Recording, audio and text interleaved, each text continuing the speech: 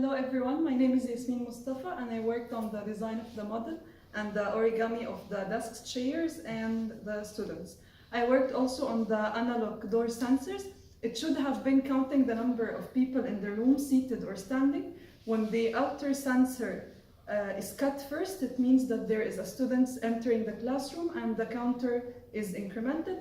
And when the inner sensor is cut first, it means that a student is getting out of the classroom and the counter gets decremented. Unfortunately, the voltage ranges that we got from the sensors were unstable when we integrated the code with the rest of the implementations, and we did not have enough time to detect the source of instability, so we excluded it from our project. Instead, we used the digital sensors to count the number of students that are seated on the chairs, so we will not be able to count the number of standing students.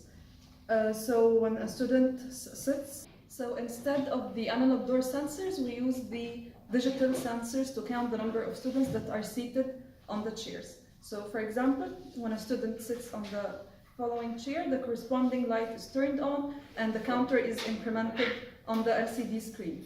So let us put another student on a chair, and the counter also gets incremented on the screen, so it's 2. And for example, when a student is removed from the chair, the counter gets decremented on the LCD screen and the corresponding LCD gets turned off as well. Hello, my name is Mikarius. I'm going to explain the configuration of LEDs and their correspondence with disks. The smart LED system is made with power efficiency in mind. It helps conserve energy by turning on LEDs only when they are needed. We detect the need for a turn on LED by using the outputs of the smart disk sensors to know the people in the room. You can see that we implement different configurations depending on the people on the disk. Take for example, we put the disks in a matrix 1 by 1, 1 by 2, 1 by 3, 2 by 1, and so on. Same thing for LEDs, but we have for only 1 by 1, 1 by 2, and so on. When I put a person in front of the first disk, only this LED will work. If I put this one, by default it will implement this side, and so on for the first year. As for the back, it will open, allow two lists to open. This the two in front of it. As for this back, by default, this other half, and so on. We had some special cases where we had one here and we had to do one here. So to conserve power, we did this one. Hello everyone, this is Reda, and I'm going to explain to you the exam mode with my colleague Yasmin. I'm going to explain how to initiate exams using the web app, and Yasmin is going to explain the timer, which basically counts down on the exam time until the exam is over, and then it rings a buzzer. So here I have a web app, in which case I just specify a start time, specify a duration. So right now it's 5:49.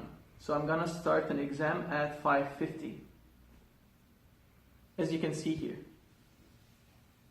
And I'm gonna make it run for 3 minutes and send the request to the server. The request then is tunneled through the network to a local server here on my laptop. And then it's tunneled through an Arduino board. And the Arduino board sends the request to the hardware to start a timer for the exam. And you will see in a minute now how the exam mode is initiated.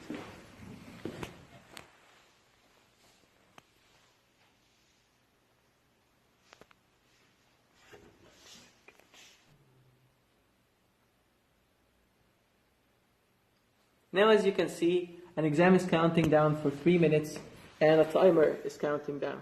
Now Yasmin is going to explain to you the timer and how it works. Hello, my name is Yasmin and I will continue what Reda was talking about. It was shown by Reda that the user uses the Pikachu exam app to set the start time of the exam and the duration as well. The app sends a request to the Arduino code indicating that a user has requested an exam. Along with it, it sends the current time of sending the request.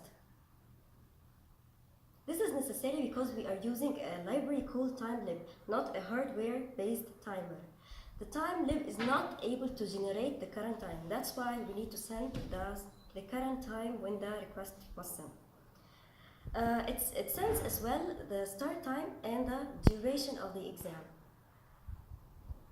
The code keeps waiting till the current time is equivalent to the start time, and once it is equivalent, the exam mode gets started. This is done by showing a countdown of the duration on the LCD, and all the LEDs are now on. The timer keeps decrementing every second, and once the duration is done, everything goes back to normal, the LEDs goes back to normal, and the LCD view goes back to displaying the positions and the number of the students.